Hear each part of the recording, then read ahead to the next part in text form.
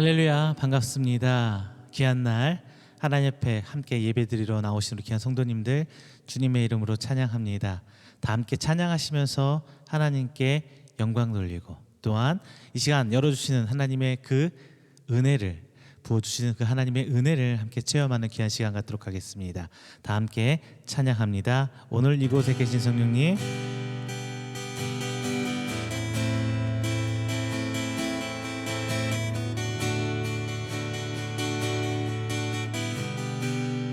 오늘 이곳에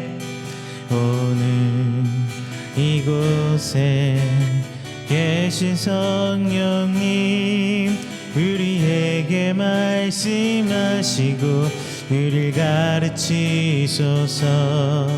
낯이 우리만 열어주시고 주의 빛으로 밝혀 우리를 인도하소서.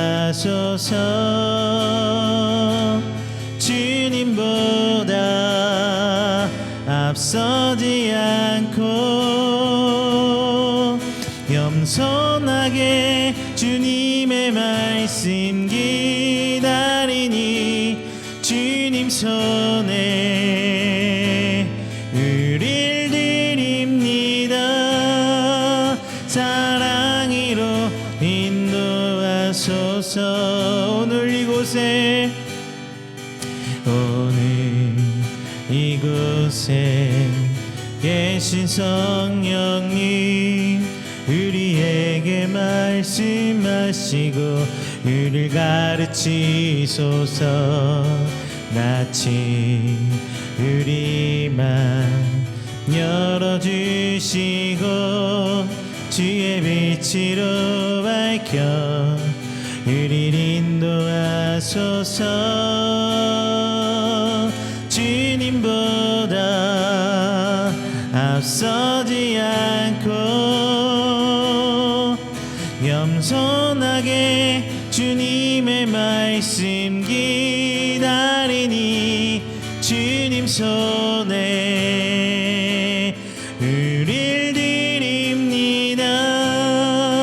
사랑으로 인도하소서. 창조하신 모습 떠난 우리를 예수님 닮게 믿으소서. 주님보다 앞서지 않고 겸손하게 주님의 말씀 기다리니 주님 손에 우릴 드립니다. 사랑으로 인도하소서. 주님보다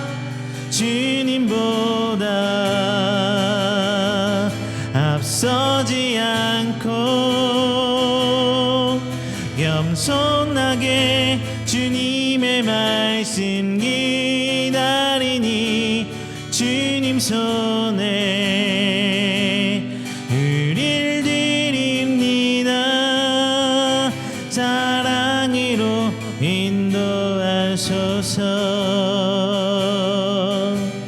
우리 다 함께 드릴 이 예배를 위해서 기도하도록 하겠습니다. 하나님, 이 예배를 받아 주시옵소서. 기도하시고 이 시간 성령의 역사하심에 함께 동참하게 해주시옵소서 라고 기도해 주시고, 또 하나 지금 코로나로 인해서 많은 분들이 힘들어하고 아파하고 있는데 그분들 하나님께서 위로해 주시고 책임져 주시고 새 힘줘 달라고 우리 다 함께 기도하도록 하겠습니다. 사랑과 은혜가 충만하신 우리 주 하나님 아버지, 감사와 영광 돌립니다. 하나님께서 택하시고 사랑하는 귀한 우리 성도들, 이 시간 새 한 주를 시작하며 하나님께 나와 예배합니다.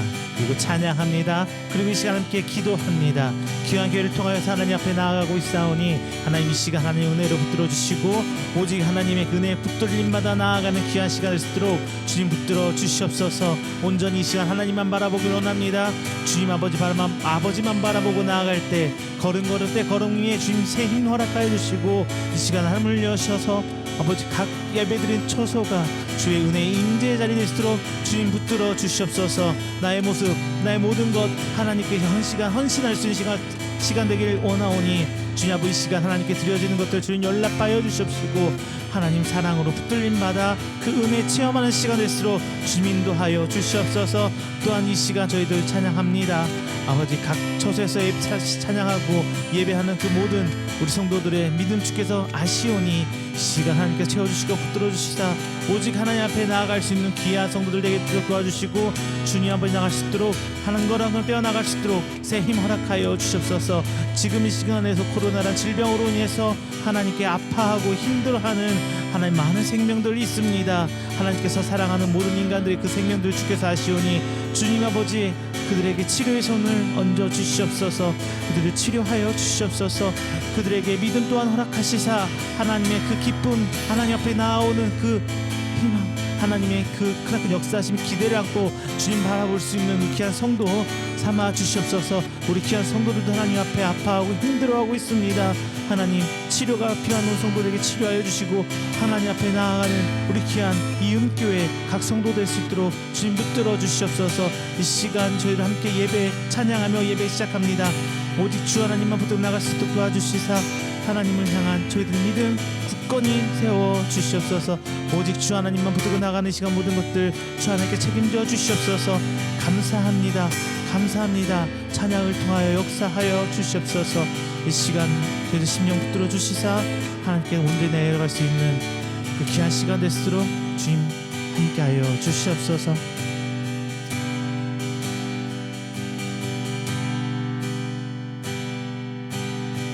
함께 이곳에서 찬양합니다. 모두 나와 주 경배하세. 모두 나와 주 경배하네. 인도하심 부르심 따라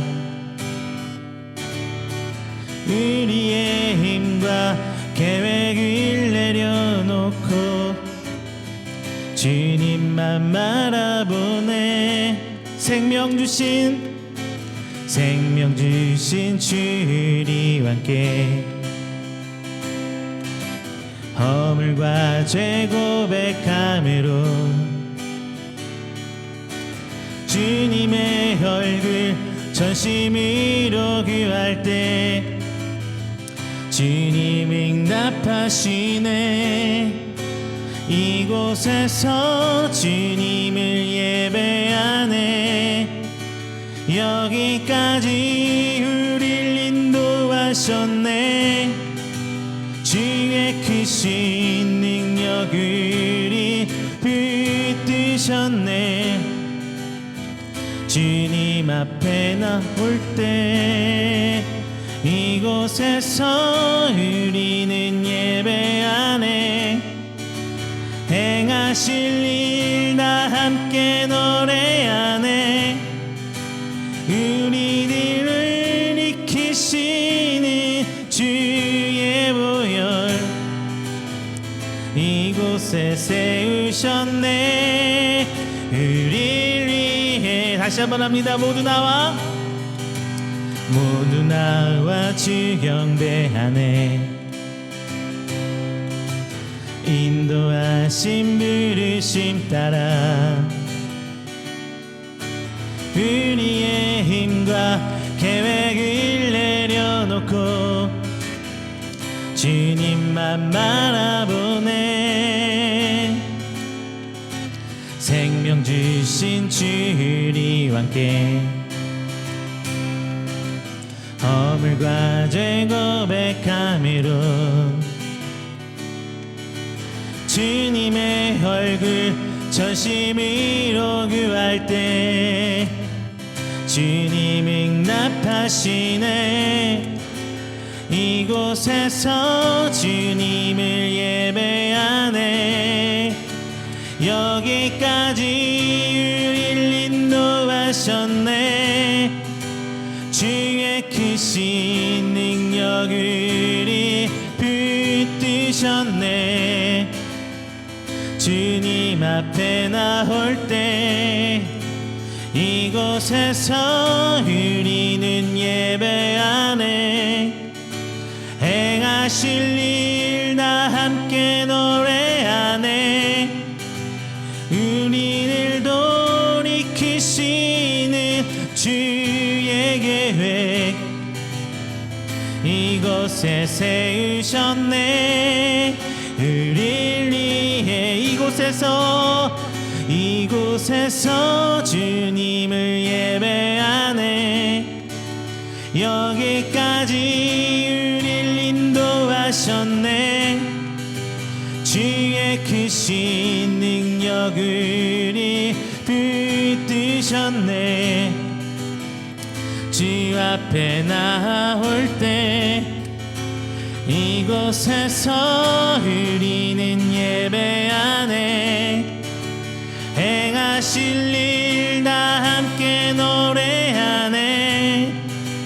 우리를 돌이키시는 주의 계획 이곳에 세우셨네. 우릴 위해 이곳에 생명샘 솟아나 눈물 골짝 지나갈 때에 머자라 열매 맺히고 웃음소리 넘쳐나리라. 꽃들도 구름도 바람도 넓은 바다도 찬양하라 찬양하라 예수를. 하늘을 울리며 노래해 나의 영혼아. 은혜의 주 은혜의 주 은혜의 주.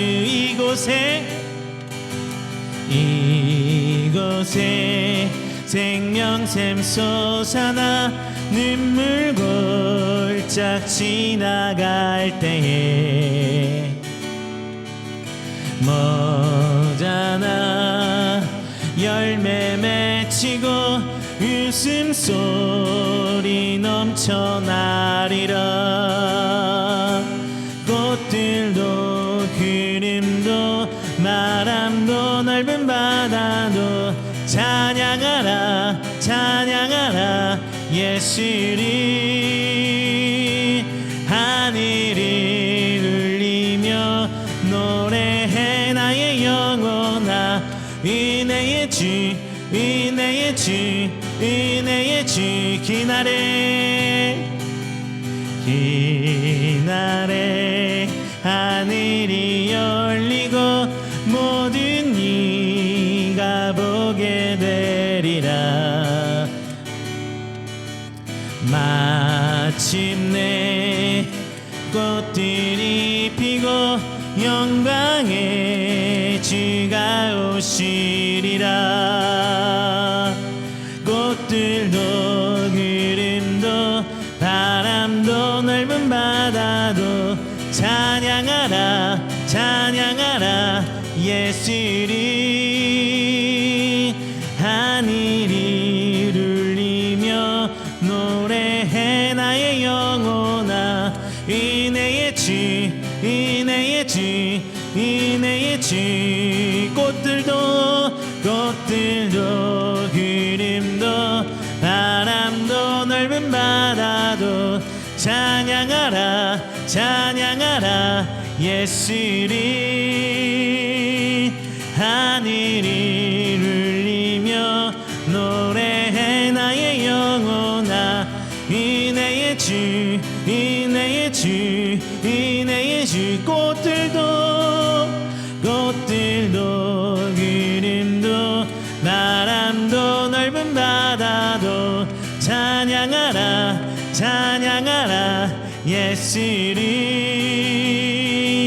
하늘이 울리며 노래해 나의 영혼아.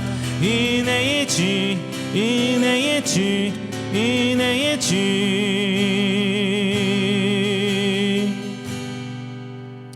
할렐루야.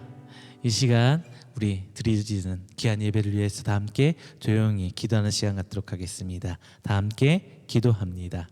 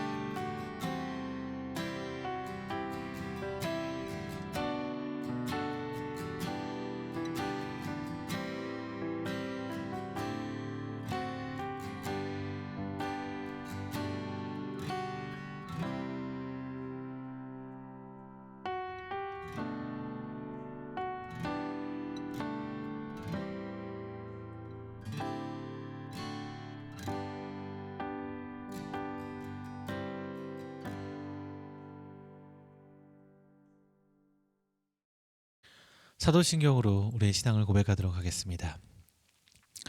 전능하사 천지를 만드신 하나님 아버지를 내가 믿사오며 그 외아들 우리 주 예수 그리스도를 믿사오니 이는 성령으로 잉태하사 동정녀 마리아에게 나시고 본디오 빌라도에게 고난을 받으사 십자가에 못 박혀 죽으시고 장사한 지 사흘 만에 죽은 자 가운데서 다시 살아나시며 하늘에 오르사 전능하신 하나님 우편에 앉아 계시다가 저리로서 산자와 죽은 자를 심판하러 오시리라.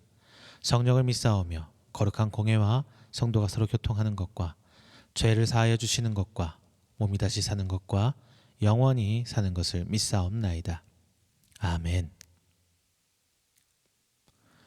교독문 46번 시편 104편 함께 교독하겠습니다. 교독문 46번 시편 104편입니다. 내 영혼아 여호와를 송축하라. 여호와 나의 하나님이여 주는 심히 위대하시며 존귀와 권위로 옷 입으셨나이다. 주께서 옷을 입은 같이 빛을 입으시며 하늘을 휘장같이 치시며 물에 자기 누각에 들보를 얹으시며 구름으로 자기 수레를 삼으시고 바람나기로 다니시며 바람을 자기 사신으로 삼으시고 불꽃으로 자기 사역자를 삼으시며 땅에 기초를 놓으사 영원히 흔들리지 아니하게 하셨나이다. 주께서 물의 경계를 정하여 넘치지 못하게 하시며 다시 돌아와 땅을 덮지 못하게 하셨나이다. 여호와께서 샘을 골짜기에 솟아나게 하시고 산 사이에 흐르게 하사 각종 들짐승에게 마시게 하시니 들나귀도 해갈하며 공중의 새들도 그 가에서 깃들리며 나뭇가지 사이에서 지저귀는도다. 그가 그의 누각에서부터 산에 물을 부어 주시니 주께서 하시는 일의 결실이 땅을 만족시켜 주는도다. 아멘. 찬송가 539장 다 함께 찬양하시겠습니다.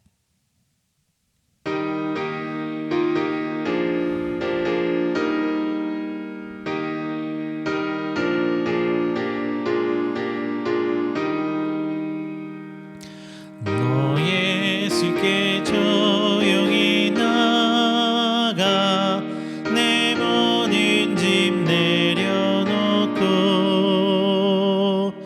주 십자가 사랑을 믿어 죄 사함을 너 받으라. 주 예수께 조용히 나가 내 마음을 쏟아놓으라. 너를 미리 보시는 주님 는 은혜를 베푸시리. 주 예수의 은혜를 입어 내 슬픔이 없어지리. 내 이웃을 늘 사랑하여 너 받은 것 거저주라. 주 예수께 조용히 나가 내 마음을 쏟아놓으라. 너를 미리 보시는 주님 그 은혜를 베푸시리. 주 예수를 친구로 삼아 늘 내 옆에 모시어라. 그 영원한 생명 샘물에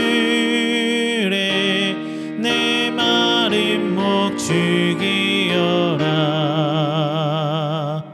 주 예수께 조용히 나가 내 마음을 쏟아놓으라.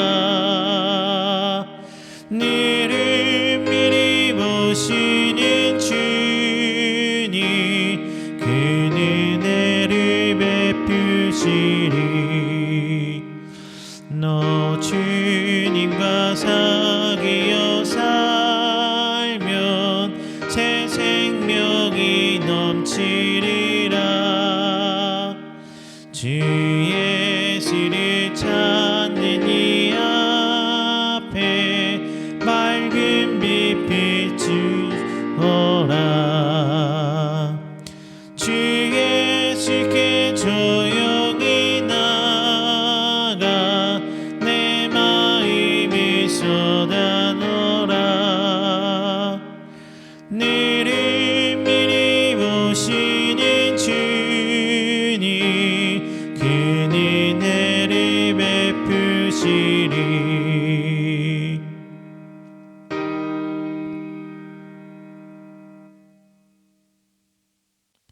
오늘 다 함께 드리는 이 예배를 위해서 제가 대표해서 기도하도록 하겠습니다. 다 함께 기도합니다. 사랑이 많으신 하나님, 먼저 감사드립니다. 하나님 은혜로 지난 한 주일간을 살아왔고 또 새 한 주를 시작하게 해주심에 감사드립니다. 지난주 한 주일간 우리의 삶은 하나님 앞에 죄뿐이었음을 오늘 이 시간 고백합니다.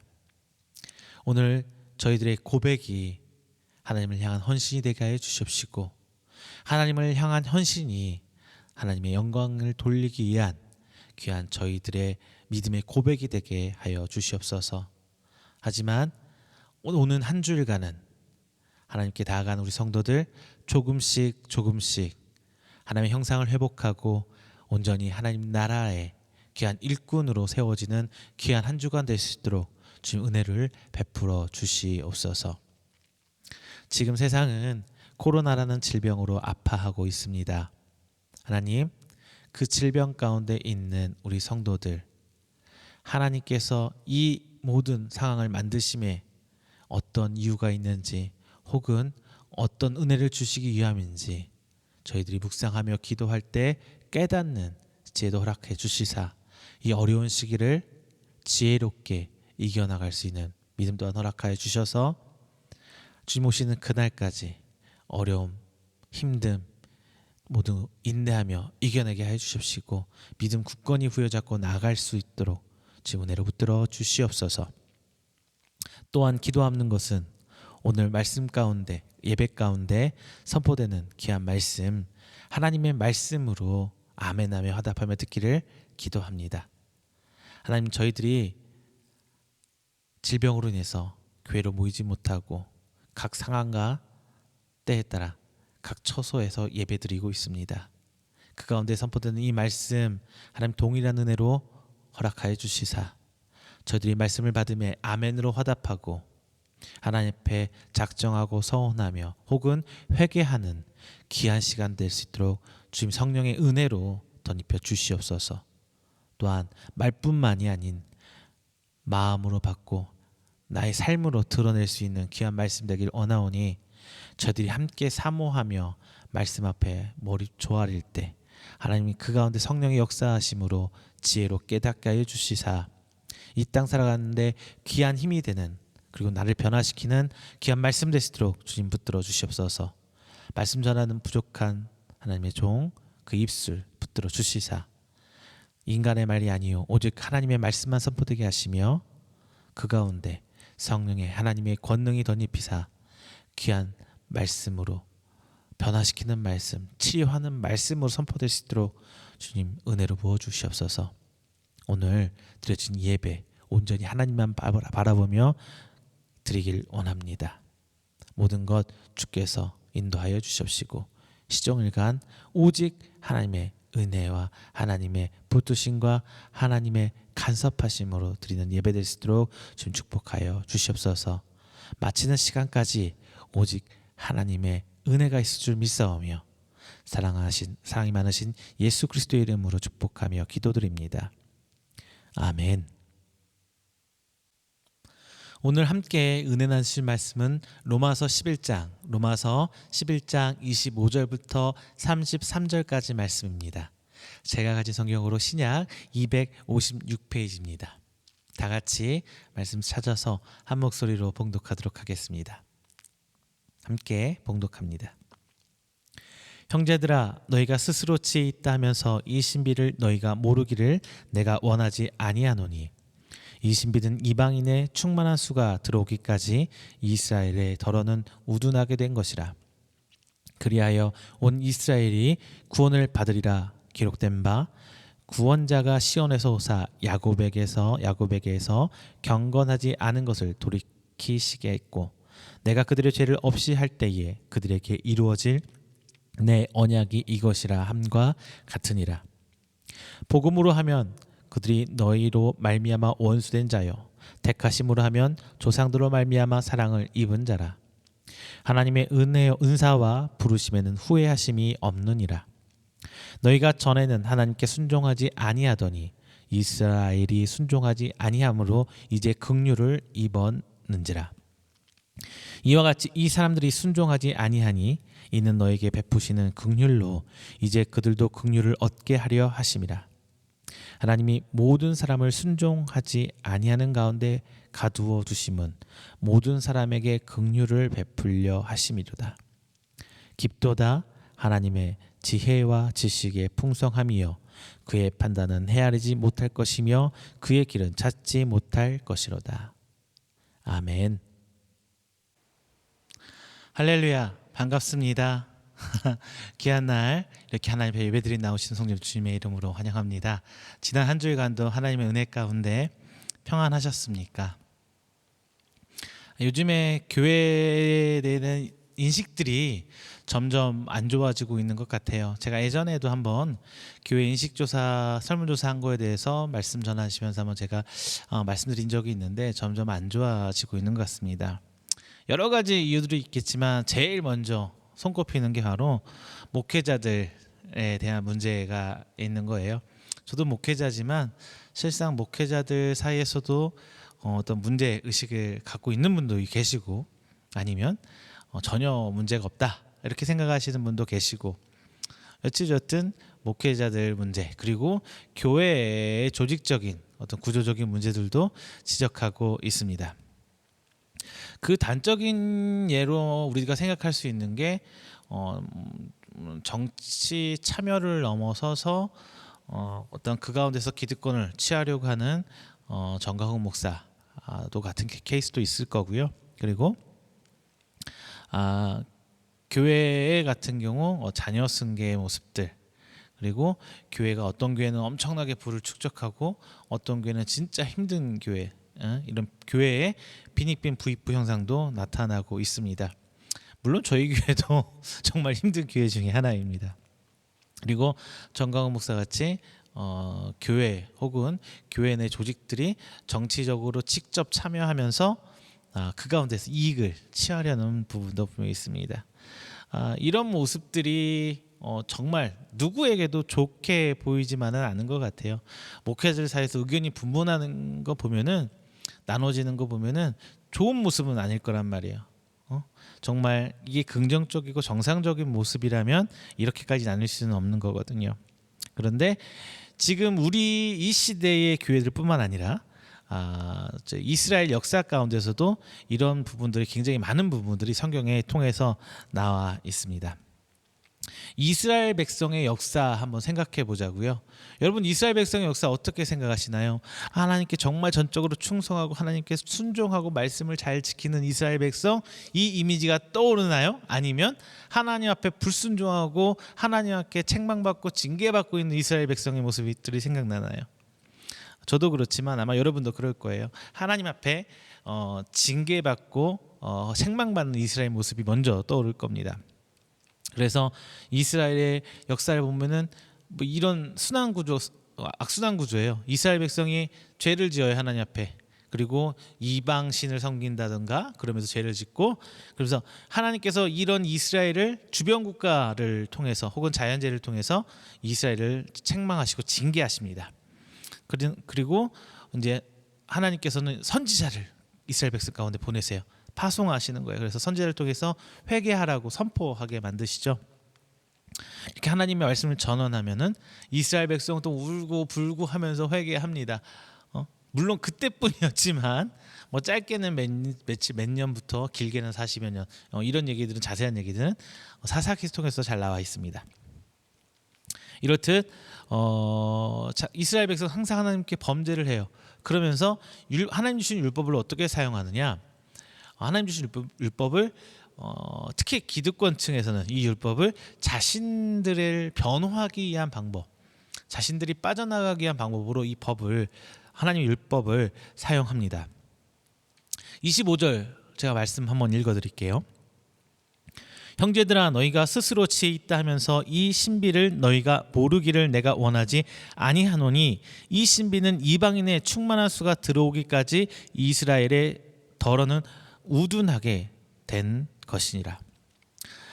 이스라엘 백성은 스스로를 굉장히 지혜롭게 여겼습니다. 왜냐? 하나님 말씀을 들고 살았거든요. 그들에게 스스로 지혜롭다 여긴 것은 학식이 굉장히 높고 다방면에 과학이 발달하고 어떤 철학이나 수사학, 수학 이런 것들이 발달한 것이 아니라 그들이 스스로 지혜롭다 여겼던 이유는 가장 지혜로우신 하나님을 따르는 백성, 그리고 하나님 선택받은 백성이고 하나님이 주신 그 법을 지키고 연구하고 살아오기 때문에 자신들 스스로를 굉장히 지혜롭다 여기고 살아갔습니다. 그런데 그들은 결국 어떻게 돼요? 예수님이 이 땅에 오셨을 때, 즉 하나님께서, 삼위일체 하나님께서 인간의 육신을 입고 직접 이 땅에 인간을 위해서, 인간 죄를 위해서 내려오셨을 때 그들은 예수님을 받아들이지 못했습니다. 알아보지 못했어요. 그래서 그들은 결국 하나님 구원의 언약 가운데 주연을 여태까지 맡아왔는데 예수님 이후에는 어떻게 돼요? 조연으로 전락하게 돼요. 특히 예수님 이후 이제 사도 바울의 사역과 함께 이 언약과 구원이 이방인들에게 확대됩니다. 그러면서 이스라엘은 주인공에서 조연으로, 그리고 막 하나님 앞에 죄인이고 하나님 앞에 범죄한 이방민 백성들은 이제 그 구원의 하나님의 사역에서 주연으로 올라가게 됐어요. 지금 우리가 이런 이스라엘의 어리석음과 범죄의 결과로 예수님을 믿어서 구원을 받게 된 거예요. 우리도 이방인이잖아요, 원칙적으로는. 그래서 이방인들 유대인들이 범죄함으로 이방인들에게 복음이 전파되면서 우리에게까지 그 기회가 온 것이란 말이에요. 하지만 지금 하나님 앞에 세워진 교회와 목회자들과 성도들의 모습을 바라보면은 이스라엘, 과거 성경에 써 있는 이스라엘 백성의 모습과 정말 유사한 모습을 우리가 발견할 수 있습니다. 우리 민족도요, 정말 예전에 처음에 한국 땅에 복음이 전파된 이후에 정말 많은 순교자들이 나왔어요. 국가로부터 탄압도 받고 죽기도 했습니다. 그리고 믿음을 지켜나가요. 하지만 그 가운데서도 부흥운동이 일어났습니다. 1903년 원산 부흥운동, 그리고 1907년 우리가 잘 아는 평양 대부흥운동, 그리고 1909년 백만인 구령운동 등으로 엄청난 성령의 역사하심으로 부흥운동이 이 땅 가운데 일어나면서 복음이 막 전파됩니다. 복음뿐만 아니라 이 땅 가운데 선교사들과 교회들이 세워놓은 각종 사회적 어떤 복지 기관들이 이 땅에 뿌리 내리면서 이제 교회가 확장되는 거예요. 단순히 종교적 시설로서 교회가 아니라 병원도 짓고 학교도 짓고 여성단체도 짓고 어린이 시설도 짓고 하면서 사회 전반에 영향을 끼칠 수 있는 교회가 되어갑니다. 그런데 지금 불과 100여 년, 110년, 120년 정도 돼갔어요. 불과 한 세기 만에 그 시절 하나님을 바라고자 하는 그 순전한 믿음은 사라져버리고 이제 이스라엘 백성처럼 하나님과 그 말씀, 그리고 교회를 수단 삼아 자기를 만족시키려는, 내 스스로 만족하려는 어떤 종교 생활로서 우리의 신앙, 복음이 변질되고 있는 모습을 우리는 현재 발견할 수 있습니다. 그래서 결국 지금 제가 서두에서 말씀드렸던 것처럼 목회자들 사이에서, 그리고 목회자 사이가 아니죠, 목회자들을 향한 그리고 교회를 향한 사회적 불신이 만연되어 있습니다. 실제로 교회 안에 들어가 보면 어때요? 교회 안에 들어보면은 하나님을 빙자하고 어떤 말씀을 빙자해서 정치 참여하고 하게 하려고 하고 자기 혹은 어떤 집단의 이익을 취하려 하는 이런 사람들마저 교회 안에 내부적인 모습 안에서 보여지고 있잖아요. 자, 여러분들 이런 모습을 보면서 어떤 생각들을 하고 계시나요? 많은 분들이 아마 그렇게 저도 그래요. 저도 그런 모습들을 보면은 아우 진짜 그분들에게서 뭐 욕도 이만큼 나오고 좋은 말로 하면 질타하고 책망하고 물론 그러기도 합니다만 정말 그 모습들을 보면서 하나님께 궁금한 게 있어요. 하나님 왜 저들을 그냥 보고만 있습니까? 하나님 이름을 팔고 교회의 말씀을 아무렇게나 싸움먹으면서 자기 이익을 취하고 있는 저들을 보면서 하나님 왜 가만히 계십니까? 이런 생각하게 되잖아요. 하나님께서 왜 그냥 가만히 계시는지 궁금할 법도 한 게 정상 아니에요? 그냥 그 사람들 향해서 막 욕하고 손가락 차는 걸로 끝나는 게 아니라 한 걸음 더 나가 하나님 왜 저들을 가만 놔두세요? 사도는 이러한 시대적 답을 오늘 말씀을 통해서 제공해주고 있습니다. 하나님의 율법의 언약의 계승자, 적장자 이스라엘이 오히려 복음의 방해 세력이 되어버린 그 시절, 그리고 지금 우리 사회를 바라볼 때 정말 역사 깊은 교회 그리고 초대형 교회들 그리고 그 안에 소속되거나 연관된 목회자들과 성도들 이 상관관계를 무시할 수 없을 거예요. 여러분들 오늘 말씀을 통해서 하나님이 왜 그들을 그냥 지켜놓고 있는지 그 해답을 다 함께 찾아보고 또 하나님께 은혜를 구해보도록 하겠습니다. 자, 먼저 첫 번째요. 스스로 지혜 있다 하는 자들이 있어요. 스스로 지혜 있다 하는 자들이 존재합니다. 자, 이스라엘은 스스로 지혜 있다고 자부해 왔어요. 이스라엘은 다분히 지혜 있다고 스스로 착각을 하면서 어떤 사고에 빠져 있었냐면 흑백 논리에 빠져 있었습니다. 자신들은 하나님께 선택받은 백성이다. 그리고 그 외 이스라엘 백성 외에 그 모든 사람들은 하나님부터 버림받은 악한 자들이다라는 이분법적 사고에 빠져 있었어요. 그들은 더럽고 추하고 죄인이고 전혀 상종하면 말아야 될 것. 실제로 지금도 유대인들은 그런다고 해요. 이방인들은 자기 집 안에 식사를 초대하지도 않는데요. 악수도 하지 않고 같이 대화를 하고 뭐하고 할망정 그런 자기들만의 또 규정이 있는가 봐요. 지금도 이스라엘들은 이방인들과 교제를 단절하고 살아갑니다. 물론 젊은 유대인들 사이에서는 그런 것이 조금씩 깨져가고 있다고는 하지만 결국 유대인들은 그 안에서 헤어나지 못하고 지금까지도 헤어나지 못하는 건 사실입니다. 물론 그들의 사고방식 이해는 돼요. 어느 정도는. 왜냐하면 하나님께서 아브라함을 택한 것도 사실이죠. 그리고 아브라함을 통해 세운 언약이 이제 그의 아들 이삭 그리고 그의 손자 야곱을 거쳐서 이스라엘 지금 유대인들에게까지 쭉 내려온 건 사실이잖아요. 단순히 승계의 수준을 넘어서 이스라엘은 철저히 하나님 말씀을 내적으로나 외적으로나 지키려는 것도 굉장히 노력을 많이 했어요. 말씀 지키려고 노력 진짜 많이 하잖아요. 그들은 끊임없이 말씀을 외웁니다. 그잖아요. 우리는 그렇게까지는 하지 않는데 그들은 정말 율법을 지키고 말씀을 연구하고 그 안에서 공부하고 준비하고 있는 것을 철저하게 하고 있어요. 제가 서두에서 던졌던 그 말씀처럼 이스라엘 백성과 하나님의 역사는 대립의 역사예요. 이스라엘은 끊임없이 하나님께 도전합니다. 하지만 하나님께서는 끊임없이 그들을 징계하고 책망하지만 용서하고 다시 받아주세요. 하나님께서는 그들에게 매번 새로운 기회를 주시고 그들을 여전히 사용해 왔습니다. 근데 그 사이사이를 들여다보면요, 이스라엘은 하나님의 말씀과 은혜를 위해서 은혜의 회복을 위해서 노력한 것도 사실이에요. 단순히 하나님께 범죄만 한 거 아니에요. 그들은 어떻게든 하나님 율법을 하나님의 말씀을 지키려고 굉장히 노력을 했던 것도 사실입니다. 선지자들을 보내서 회개 운동도 일어나잖아요. 선지자들 파송해서 회개도 했고 은혜를 회복하려고도 했고, 그리고 느헤미야 같이 어떤 성전 재건 사업을 한 사람도 분명히 존재해요. 이런 사역들 한 사람들이 성경 구석구석에 존재해요. 그런데 이후에 느헤미야가 성격하지만 결국 이스라엘 북이스라엘 먼저 망하죠. 그리고 남유다가 따라서 150년 정도 대략 150년 정도 지나서 남유다가 또 망합니다. 그러면서 이제 바벨론 포로 생활도 하게 돼요. 그러면서 성전하고 거리가 자연스럽게 이스라엘 백성들은 멀어져요. 성전을 자주 찾지 못해요. 물론 이스라엘 문화적으로 하나님께 제사를 드리는 것은 단순히 성전에서만 드렸던 건 아니에요.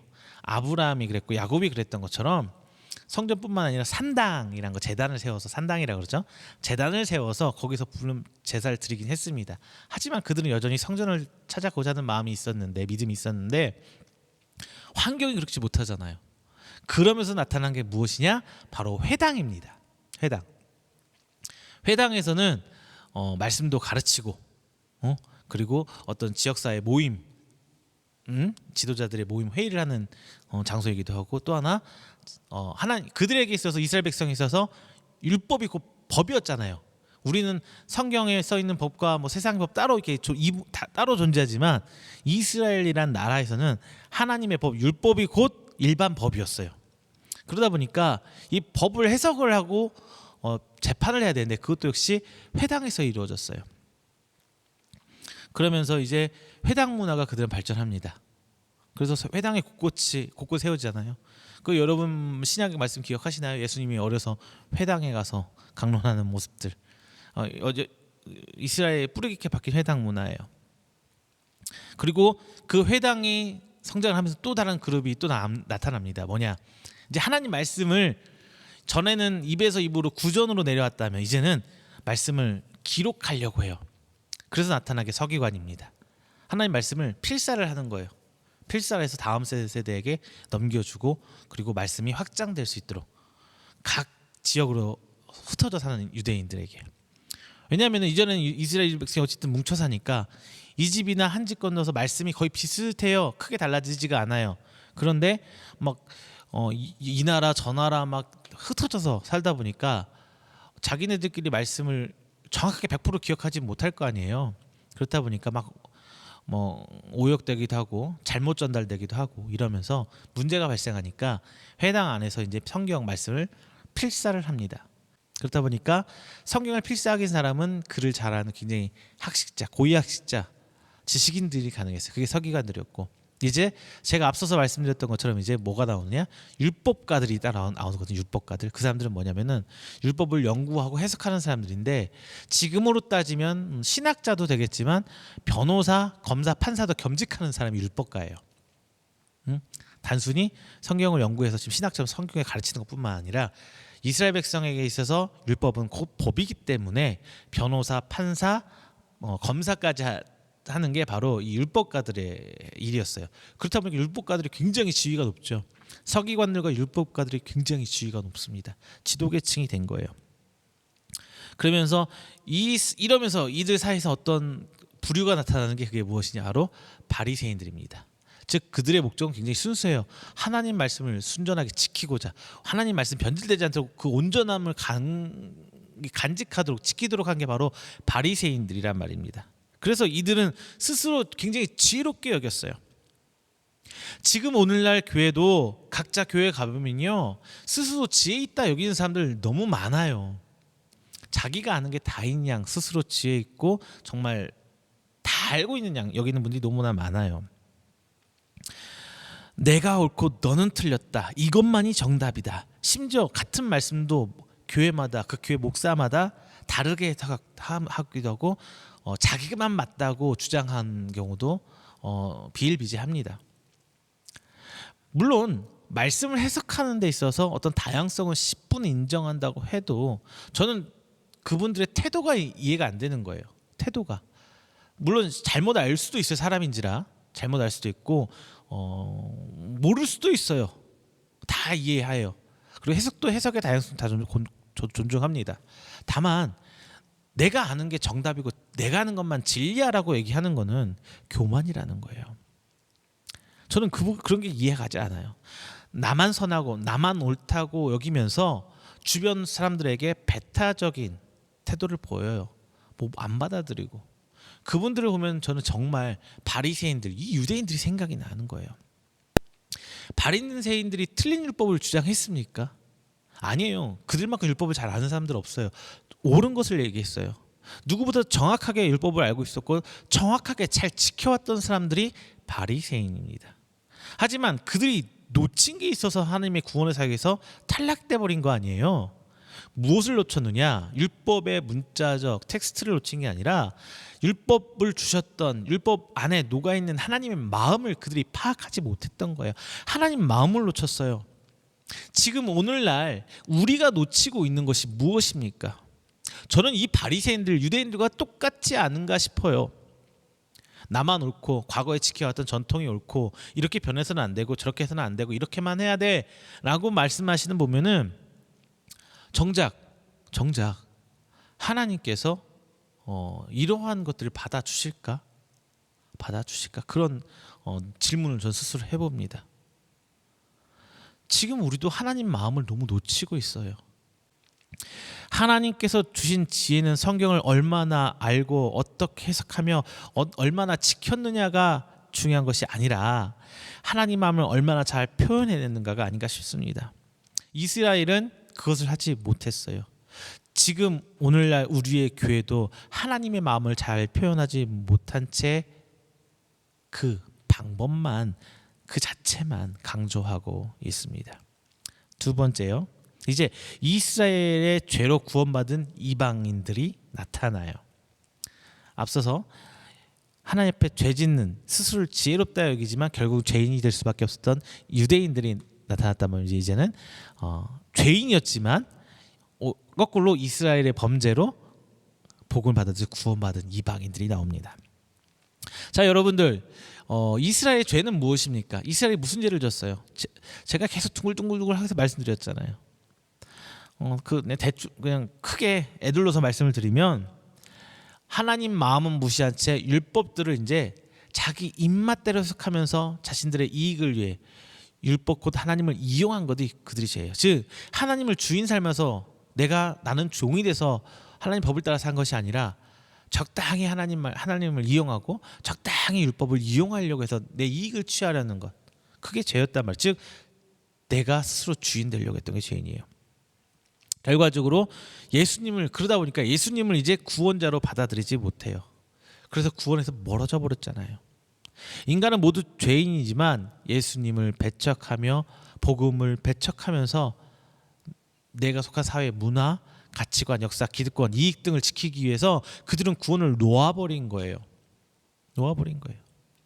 이 상태에 대해서 바울은 이스라엘의 범죄로 인해서 이방으로 복음이 확장되고 이방인들이 복음을 받아들인 이방인들이 이스라엘의 죄에 대한 수혜자라고 말하고 있습니다.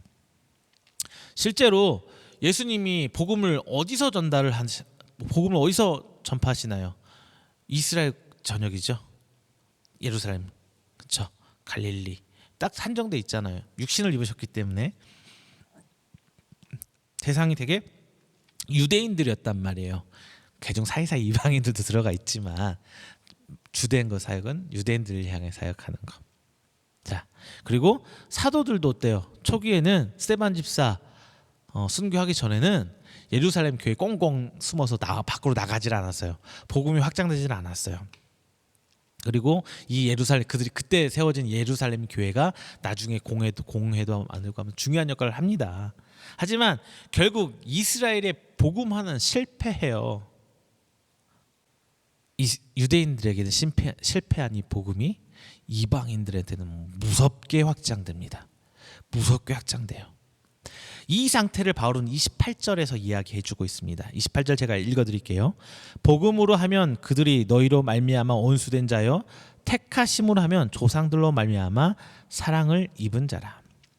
좀 어렵죠 말이. 저도 어려워서 세번역 성경 저도 봤습니다. 세번역 성경 읽어드립니다. 복음의 관점에서 판단하면 이스라엘 사람들은 여러분이 잘 되라고 하나님의 원수가 되었지만 택하심을 받았다는 관점에서 판단하면 그들은 조상 덕분에 하나님의 사랑을 받은 사람들입니다. 이렇게 세번역에 써 있어요. 지금 우리 교회의 모습을 이렇다고 봐야 할 것 같습니다. 지금 교회와 목회자와 성도들의 잘못으로 인해서 하나님이 그리고 예수 그리스도의 핏값으로 세운 이 교회가 사회로부터 지탄받고 있어요. 손가락질 받고 있어요. 하지만 그 이면에는 분명히 긍정적인 효과도 있다는 것입니다. 바로 올바른 복음의 확장 그리고 교회의 개혁이 이에 속한 것이에요. 지금 코로나로 인해서 많은 교회들이 문도 닫고 있고요. 활동이 굉장히 축소되어 있습니다. 저희 교회도 온라인 예배 이렇게 하고 지금 오늘까지 예배드리는 오늘 주일까지 오늘 주일 저녁 8시인데요.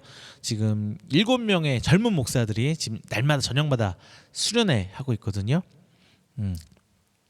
어제 토요일도 지금 했었고요. 오늘 저녁에도 저녁 8시에 진행이 됩니다.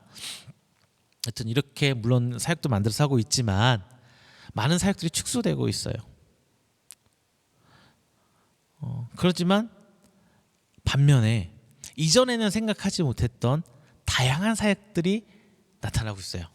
다양한 사역들이 지금 오늘 저녁에 하는 그 한여름밤의 수련회도 마찬가지죠. 옛날에 뭐 이렇게 하리라고 생각했겠어요? 왜냐하면 오프라인 수련회를 하다 보니까 날짜 맞추는 거 어렵죠. 시간 맞추는 거 어렵죠. 강사로 와도 한두 명 겨우 모시고 하죠. 또 시간적 장소에 제약이 있으니까 뭐 2박 3일 정도. 그래서 뭐 강사 많이 모셔야 2명, 3명. 강사료도 막 하고 또 멀리 가야 되니까 시간도 내야 되고. 그런데 온라인으로 모이는 지금 이 시점에서 7명의 목사가 매일같이 다양한 모습으로 전 이렇게 표현해요. 종합 선물 세트 같은 모습으로 여러분 앞에 수련회 온라인으로 지금 드려주고 있어요. 예전 같으면 상상하기 힘든 일들입니다. 또 지금 교회 부정적 측면으로 인해서 이제 건강한 복음들 원래 진짜 예수님 하셨던 말씀들이 이제 제 목소리를 점차 내고 있어요. 최근에 들어서 세간에 공개된 부정적 면모들이 매스컴을 타면서 이제 커졌지만 이런 일들이 뭐 하루 이틀 된 일인가요? 목사가 아들에게 승계하는 거, 뭐 이게 하루 이틀 된 얘기 아니잖아요. 큰 교회의 목회자들이 부를 축적하고 있는 거, 이게 뭐 하루 이틀 된 얘기인가요? 아니죠. 다 알면서 쉬쉬해왔던 거잖아요. 그러다가 이제 공개돼 버리면서 막 사회적 지탄받게 된 거죠. 저 신대원 졸업한 지 10년이 넘었습니다. 이제 10년, 졸업한 지는 10년이 안 됐구나. 입학한 지는 10년이 넘었는데 졸업한 지는 10년이 아직 조금 안 됐네요. 근데 그때도 교수님들이 이런 말을 했었어요. 한국 교회 개혁해야 된다. 지금 이대로는 안 된다. 문제 많다. 제가 지난주에도 말씀드렸던가요? 유럽 교회 1000년의 부패와 부정부패를 대한민국 교회는 단 100년 만에 따라잡았다. 이런 얘기도 하면서 그게 저 신대원 할 때 나왔던 얘기거든요. 신대원 다닐 때. 그래서 제2 한국 땅에서 제2 종교개혁이 일어나야 된다. 근데 예전에는 그 말 해야 귀등으로도 안 들렸어요. 아무도 그냥 그래 맞아 하면서도 그냥 인정할 거 인정하고 현실적인 거 인정하면서 그냥 그러니 하고 넘어왔는데 지금은 오히려 이제 이런 개혁적인 분위기, 뭔가 변화하려는 분위기, 다양한 시도들이 환영받는 시대가 되었어요. 이런 부정적 측면들이 드러나면서 오히려 개혁된 교회들이 온전한 복음을 들고 힘을 얻고 있는 모습들이 나타나잖아요. 작년에 이런 교회도 있었어요. 심지어 국가에서 재난지원금을 한다니까 어느 교회는 교회 지금 예배 못 들은 상황이니까 교회 보증금을 빼가지고요, 보증금으로 교인들한테 재난지원금, 교회에서도 재난지원금 나눠주는 교회 있어요. 부자 큰 교회 아니에요. 상가에서 월세 내고 사는 그 교회가 보증금 빼가지고 성도들한테 지급을 한 거예요. 그래서 9시 뉴스, JTB 뉴스에서도 손석희 아나운서 앞에서 나와서 인터뷰하는 것을 제가 뉴스에서도 봤습니다. 정말 이런 모습들 전 좋고 반가워요. 이런 긍정적인 모습들 너무나 감사할 일들이에요. 비대면 온라인 예배 시작하면서 이제 유튜브라든가 어디를 통해서 자기 설교들이 공개되고 있잖아요. 그러면서 남의 설교들을 이제 무단으로 복사해서 쓰고 막 이런 일들, 그리고 이런 일들이 줄어가고 공식적인 자료로 사용하면서 설교의 전반적인 질이 올라간 것 같아요. 저 설교 모니터를 굉장히 많이 하거든요. 설교실 교회마다 굉장히 퀄리티 올라갔습니다. 예전에 비하면. 그리고 가장 반가운 것은 잘못된 전통들, 정확하게 말하면 이제 형식만 남아버린 전통들이 잘못된 점을 비판받으면서 건강한 모습으로 조금씩 바뀌려고 하는 모습들이 보여지고 있다는 거예요. 모두 다 긍정적으로 변하는 것은 아닙니다. 여전히 예전에 잘못된 것을 옳은 것이라고 생각하고 지키면서 신앙생활하는 목회자들, 교회들, 성도들 분명히 존재합니다. 하지만 저는 그 모습을 바라보는 것보다 지금 건강하게 하나님의 그 정말 옳은 복음, 바른 복음을 들고 건강한 교회로 나아가는 교회들이 점차 늘고 있음에 감사한 거예요. 한국 교회 제2의 종교개혁이 루터, 칼빈 시절처럼 강렬하게 빵 터져서 시작하는 건 아니지만 소리 없이 진행되고 있습니다. 30절 말씀 한번 볼게요. 너희가 전에는 하나님께 순종하지 아니하더니 이스라엘이 순종하지 아니함으로 이제 긍휼을 입었는지라. 변명 같지만 전에는 어쩔 수 없이 대세를 따라갔어요. 하지만 이제는 이런 문제점이 드러나면서 고칠 수 있는 용기가 생긴 거예요. 그런 모습들 가운데 하나님이 역사하신 거예요.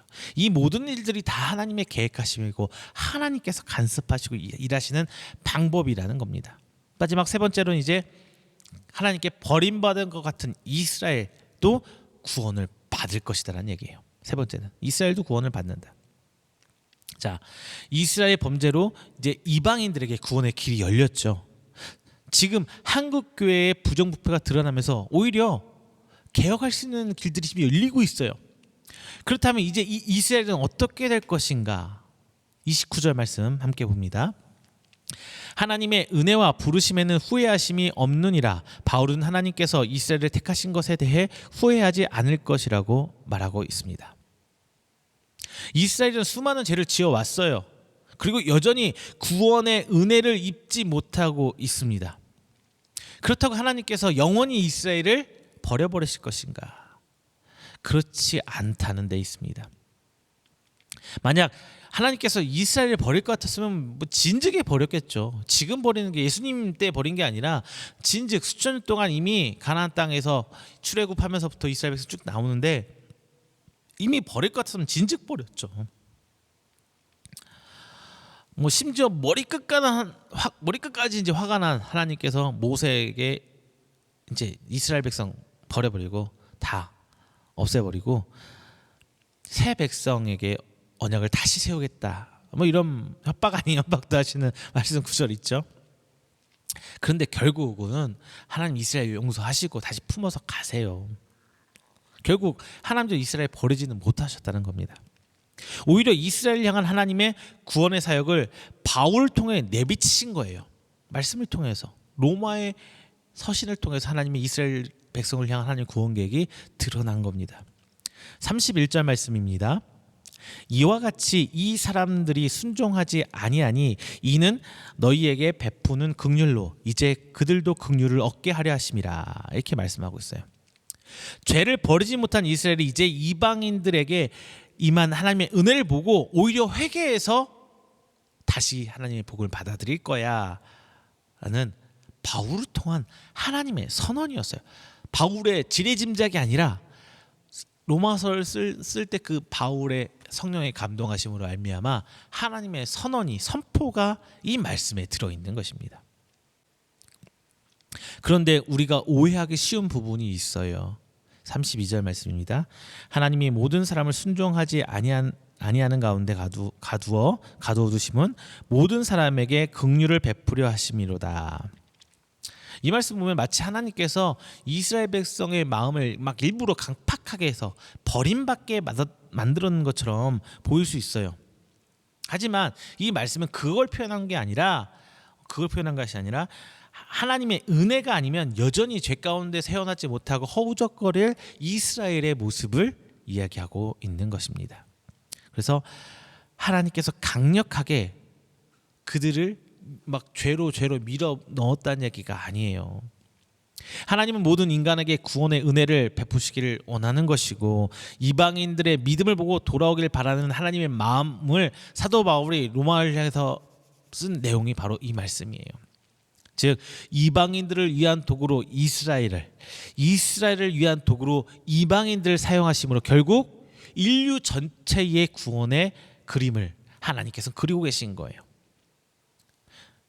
그런데 여기서 저는 어렸을 때 그렇게 생각했어요. 그리고 모든 사람이 구원, 땅 끝까지 모든 사람이 구원 얻을 때까지 그때가 되어야 하나님 예수님 다시 오실 것이라 이렇게 생각했는데 아니에요. 인류 모든 전 세계 인구 지금 뭐 몇십억 얘기하죠.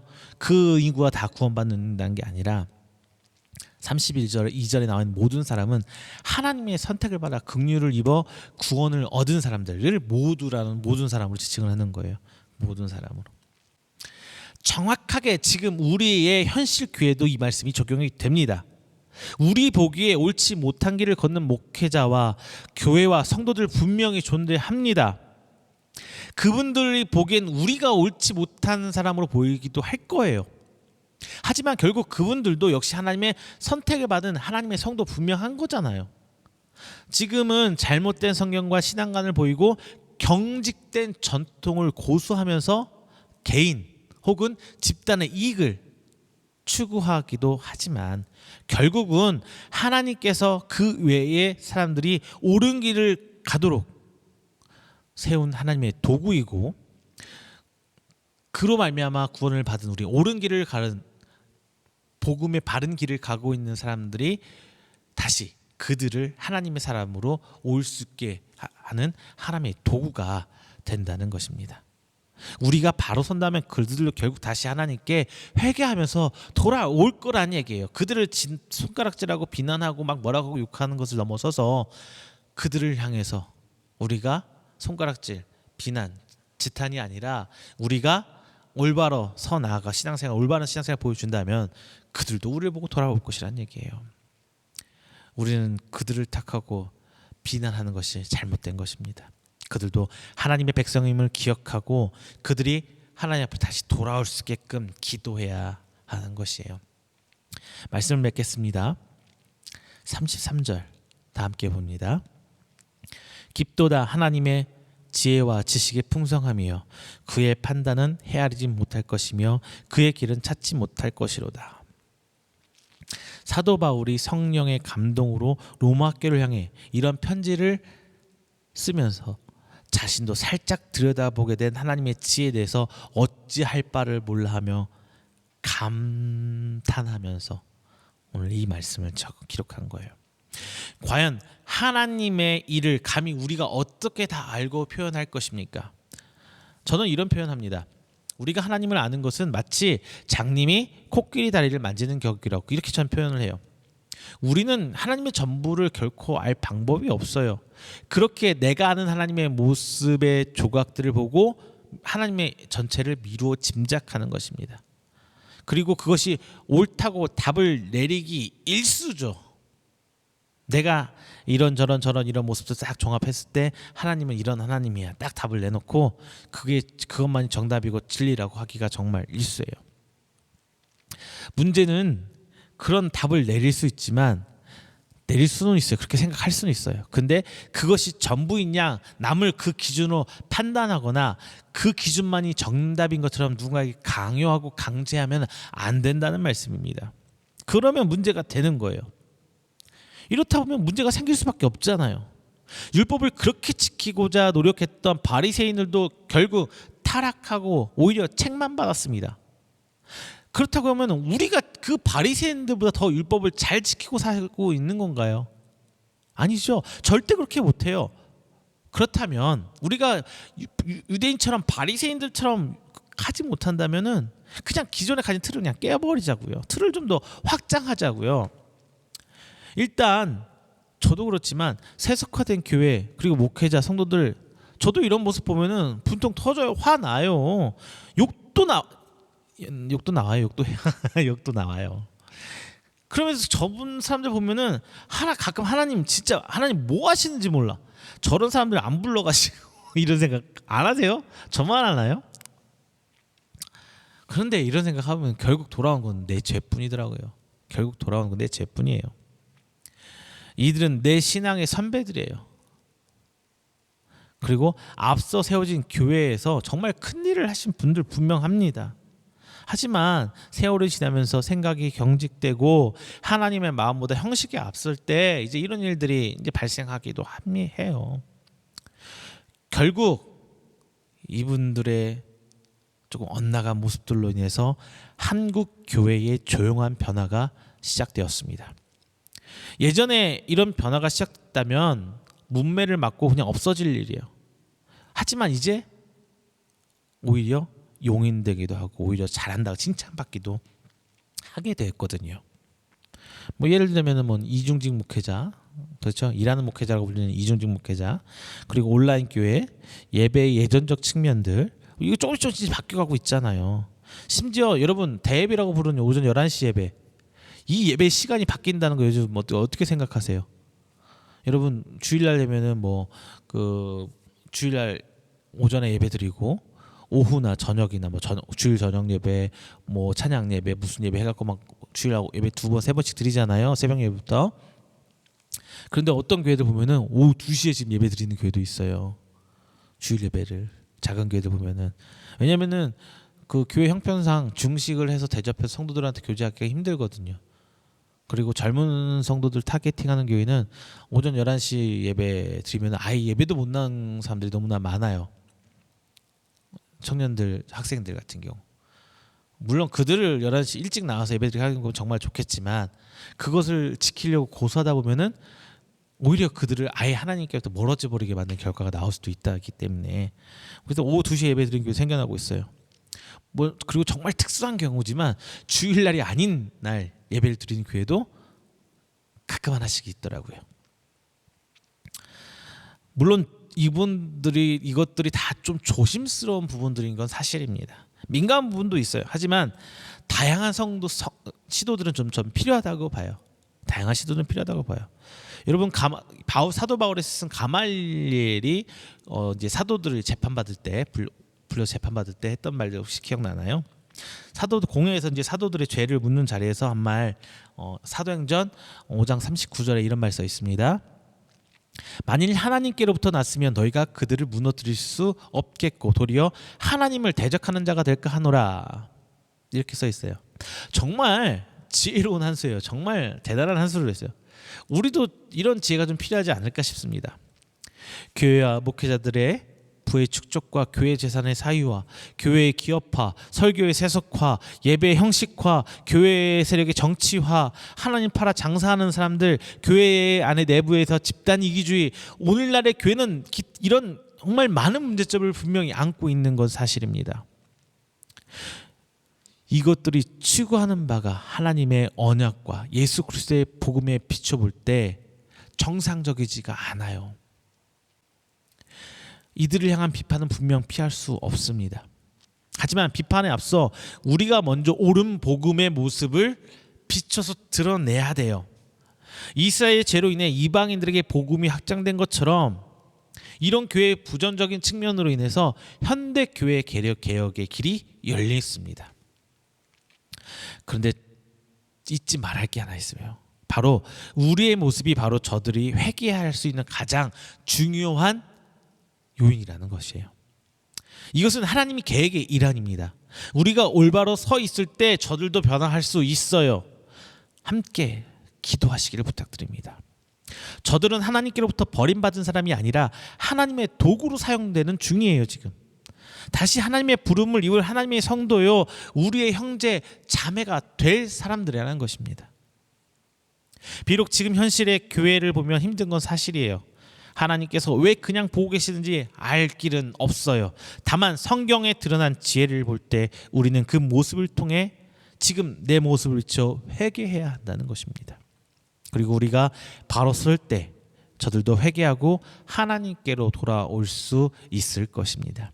어찌 보면 지금 가장 중요한 전도는 나가서 전단지 돌리면서 예수 믿으세요, 휴지 무가지 이렇게 나눠주면서 예수 믿고 복 받으세요 하는 것보다 당장 더 중요한 것은 내가 하나님 앞에 올바로 서서 잘못된 길을 걷는 분들이 되돌아오게 하는 것이 더 중요하지 않나 싶습니다. 자, 여러분, 오늘 이 말씀을 통해 다 함께 기도하면서 하나님 말씀을 잊지 않고 예수 그리스도의 복음을 지키며 올바른 교회와 그리고 저부터가 올바른 목회자, 여러분들이 올바른 성도가 되기를 주님의 이름으로 축원드립니다. 기도하겠습니다. 사랑하는 은혜가 충만하신 내 주 하나님 아버지, 오늘도 귀한 말씀 저에게 허락해 주시 먼저 감사드립니다. 특별히 사도 바울이 로마 교회를 향해 쓴 말씀 중에 이스라엘 백성의 범죄로 말미암아 그들이 구원받게 됐음을 분명히 밝히고, 또 역으로 유대인들이부터 시작된 그 복음이 이방인들의 올바른 성장으로 말미암아 다시 하나님의 계획 가운데 이스라엘이 구원받을 수 있다는 하나님의 그 구원의 사역을 저희들이 오늘 함께 나눴습니다.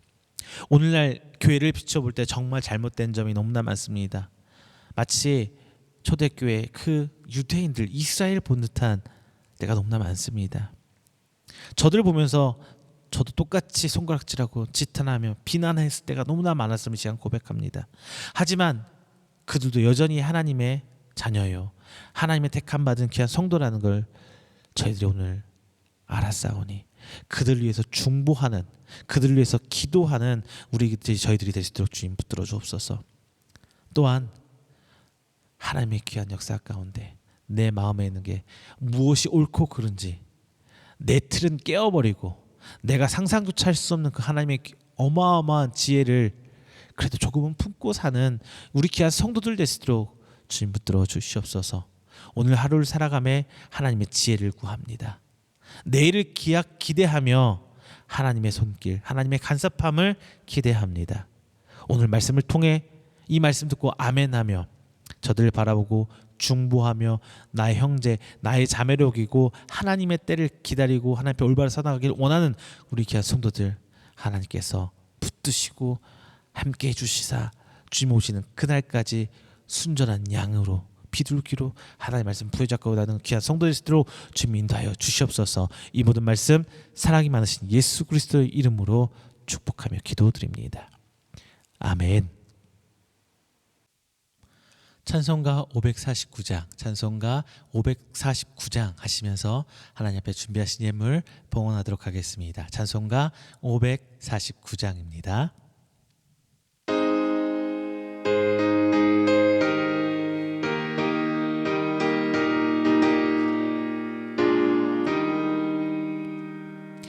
내 주여 뜻대로 행하시옵소서. 온 몸과 영혼을 나 주께 드리니 이 세상 고락한 주인 노하시니 날 주관하셔서 뜻대로 하소서. 내 주여 뜻대로 행하시옵소서. 큰 근심 중에도 낙심케 마소서. 주님도 때때로 울기도 하셨네. 날 주관하셔서 뜻대로 하소서. 내 주여 뜻대로 행하시옵소서. 내 모든 일들을 나 주께 맡기고 저 천성 향하여 고요히 가리니 살든지 죽든지 뜻대로 하소서.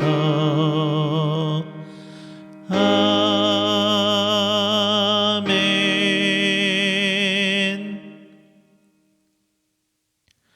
오늘 예배를 위해서 함께 드린 이 예물을 위해서 제가 기도하도록 하겠습니다. 기도합니다. 사랑이 많으신 하나님, 저희들이 새 한 주를 시작하며 하나님께 먼저 그 첫 시간 드리고자 오늘 이 자리에 예배에 나왔습니다. 그리고 이 자리에 나온 이 하나님께 예배드린 귀한 성도들 빈손으로 오지 않고 하나님께 귀한 예물로 드립니다. 드리는 그 손길 하나하나 주께서 기억하시고 은혜 베푸시며 축복해 주사 이 땅 가운데 살아갈 때에 하나님의 성도로 하나님께 세우신 그 세상 가운데 세우신 증거거리로 삼아 주시옵소서. 오늘 하나님 앞에 귀한 예물 주일 예물 드립니다. 새 한 주를 시작하며 지난 한 주에 향한 하나님을 향한 회개와 오는 한 주의 일에 대한 기대로 저희들이 오늘 시작합니다. 하나님 항상 저들의 삶 속에서 주께서 붙들어 주시고 간섭하여 주시사 오직 하나님의 인도하심을 따라가는 우리 귀한 성도 될 수 있도록 주님 축복하여 주시옵소서. 또한 오늘 하나님 앞에 귀한 11조의 예물로 드립니다. 주님 이 예물 받아주시사 저들의 기업이 저들이 누리는 모든 것이 하나님께로 온 것임을 저들이 신앙 고백하고 있사오니 하나님 저들의 고백대로 하나님께서 모든 것 붙들어 주시사 이 땅 가운데 하나님의 심으로 말미암아 30배, 60배, 100배의 결실로 드러나는 귀한 예물 될 수 있도록 주님 인도하여 주시옵소서. 하나님 앞에 감사 예물 드립니다. 하나님께 받은 은혜에 감사하며 혹은 하나님께서 받을 은혜를 기대하며 오늘 이 예물 드립니다.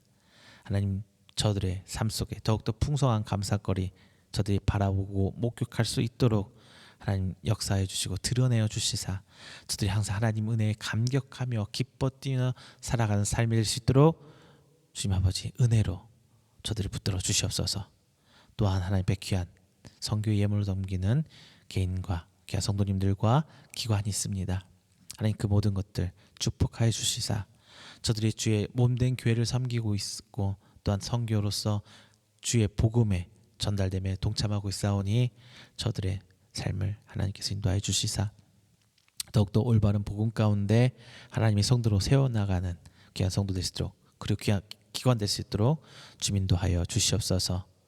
하나님 드려진 예물 손길 하나하나 주께서 붙들어 주시사 이 모든 것 주께서 연락하여 주시고 복의 복으로 더하여 주시옵소서. 이 모든 말씀 살아계신 예수 그리스도의 이름으로 축복하며 기도드립니다. 아멘. 교회 앞에 광고 드리겠습니다. 어떻게 코로나가 여전히 시끌시끌한데요. 여러분 건강 유념하시고 방역 지침들 잘 지켜주셔서 지혜롭게 이 어려운 시기를 넘겨나갈 수 있도록 주님 여러분들 참여 부탁드리겠습니다. 또 하나 광고 드릴 것은 이제 오늘 저녁까지 한여름밤의 수련회가 진행됩니다. 오늘 저녁에는 특별히 기한 목사님께서 찬양 통틀어서 이제 7일 6일간 앞서 6일간의 집회를 통틀어서 이제 오늘 섬겨 주시고 오늘이 피날레니까요. 오늘 저녁 8시부터 시작하는 이 한여름밤의 수련회에 참여해 주셔서 은혜 나누시기를 부탁드리겠습니다. 귀한 것 이번 주 참 많은 은혜들이 있었거든요. 오늘 마지막 날까지 하나님 은혜 붙들며 나가시는 여러분 되시기를 주님 이름으로 축복드립니다. 오늘 광고 마치겠습니다. 찬송가 29장 하시고 축도로 오늘 예배 마치도록 하겠습니다. 찬송가 29장입니다.